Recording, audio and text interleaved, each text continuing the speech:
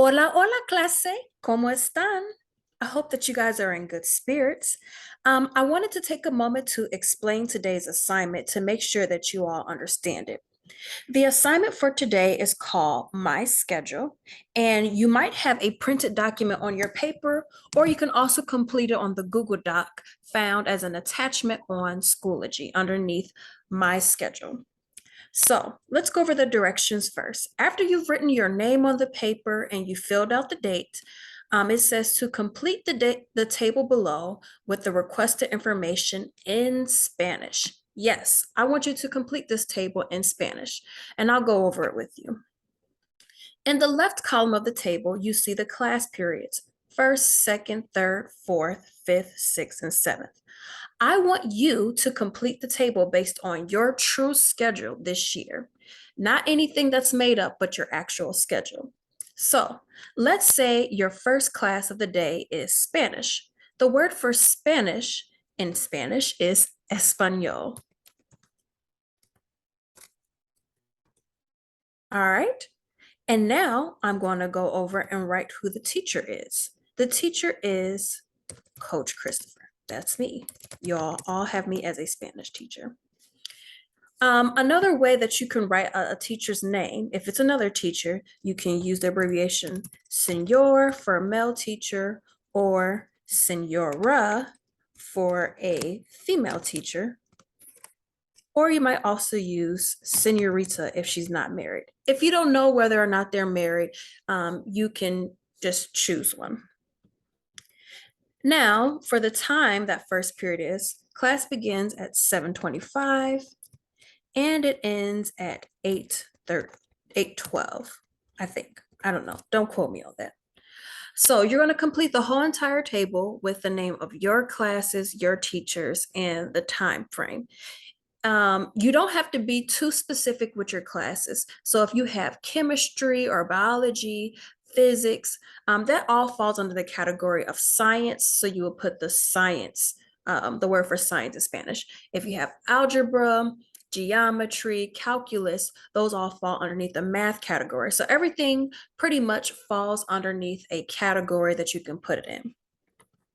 If you have athletics, you can put atletismo.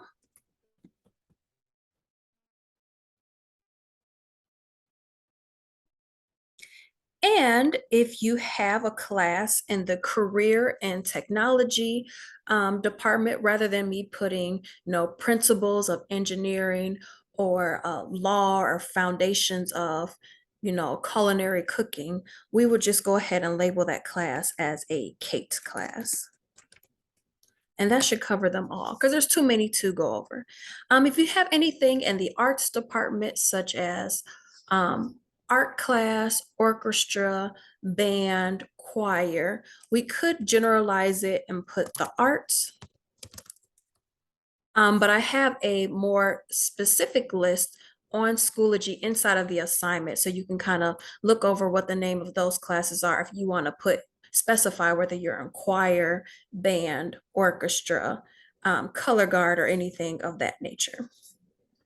All right, so I think that covers just about everything. If I left anything off, just email me and I'll try to answer your questions. Now, for the second part of the assignment, it says to contesta las preguntas en español en oraciones completas. We've learned these words because we just finished our quiz over commands, but just to make sure that everybody understands, I'll go over the directions in English. You must answer the questions in Spanish and complete sentences. Yes, class, we are at that point in the school year where we're able to construct complete sentences and express our ideas in Spanish. So the first question says, ¿Cómo es la clase de la primera hora? So they're asking you, how was your first period class? I don't know what your first period class is, so I was more generic and say, whatever your first period class is, tell me about it. So to describe your class, if you remember from our notes, you are going to put la clase es, and maybe your first period class is interesting. So you'll put Interesante. Now, again, I have no idea how you sincerely feel about your first period class, but I will tell you that the structure for all of these sentences that ask you about your class is going to start off with la clase es, and then whatever adjective you choose. Now, I'm going to quickly swap out this adjective for another one. Maybe I want to say that my first period class is fun, divertida, and I want to specify or clarify rather, or highlight, emphasize that whenever you're describing a class, la clase, that you need to use the feminine form of the adjective. So if the adjective normally ends in a O on the vocab list, you have to change it to a.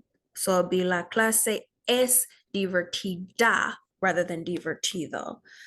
You only have to do that with adjectives that end in an O, because if we were to go with our first adjective, which was interesante, it ends in an E and you do not have to change it. I won't go into the particulars of that right now because it's not necessarily, it's too time consuming to explain in this video, and I just want you to be able to complete your assignment. Okay, so for the second portion of the question about each class, they're going to ask you, how is the teacher? So for each class, you're going to describe the class overall, and then you're going to specifically tell me about the teacher. So you can either say, she is, if it's a female teacher, you'll say she is, maybe that teacher is smart. So you can say the teacher is smart, or you can say the teacher is funny.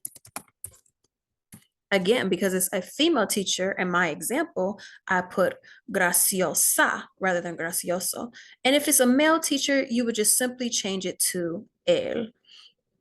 To insert accent marks on your phone, you will press the letter that you're trying to put an accent mark over, and you hold it down, and it'll give you options to put the accent mark. Now, if you're on a computer, you would say insert special characters. And if I wanted the E with an accent mark, I would draw literally what I want to see. And then when I close out of the box, there it is. And I can now change this sentence to he is. And maybe I wanted to say the teacher is, maybe he's a young teacher. So we'll say joven. Okay. So again, you would do that for each one of your classes. It says, how is your second period class? How is the teacher? Your third period, how's the teacher? Fourth, fifth, all the way in order. Please do this as accurately as possible. Try to limit the vocabulary words that you're using on this document, this assignment, to words that are on the vocab list and that we've actually learned, because you will use this at a later time to do an assessment. I love when you all go in depth and try to research your own vocab words and use more colorful language. I just want to put you in a good place for when we're taking our test. Are you able to pronounce these words or memorize them if it were for a test? If you can, fantastic. If not, if it's going to add an extra layer of challenge, I admonish you to stay in the safety zone of the words that we've learned, that you can pronounce, that we practice with, that we rehearse every day, because it's going to be more natural for you. You're not going to get points deducted if you do decide to look up another word and add it on here. I just want to give you a word of caution. So that is how we complete this assignment. The first portion of it, the top half, you're going to complete the table in Spanish with the names of your classes in the second column. In the third column, you are going to put the names of your teachers, and in the third column, you put the time frame of the class, the fourth column. Second, third, and fourth. I think I said that correctly.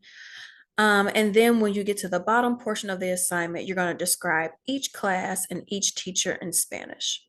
Okay, you may use your notes. When you are finished, take a picture of your completed assignment and upload it to Schoology so that I can grade it and give you feedback. And then as an additional layer of safety so that the sub will know that you completed your assignment, make sure your name is on it and turn it into the sub as well. Okay. For those of you who are not able to be in class today and are watching this video at a later time, if you need additional help with the assignment, please feel free to come to tutorials. I have tutorials Tuesday from 3 o'clock to 3:30, and I also have it Thursday before school starting at 8:45. If you need any other additional assistance as far as you're not able to come to tutorials and would like to schedule a Zoom meeting to go over an assignment within that time frame, maybe you physically have to be at home to meet a younger brother or sister at the bus stop or take care of some other obligation. The time frame is still the same, but we'll just do it virtually rather than in person. So if you have any questions, please feel free to email me at my email address and we'll go from there. All right, guys.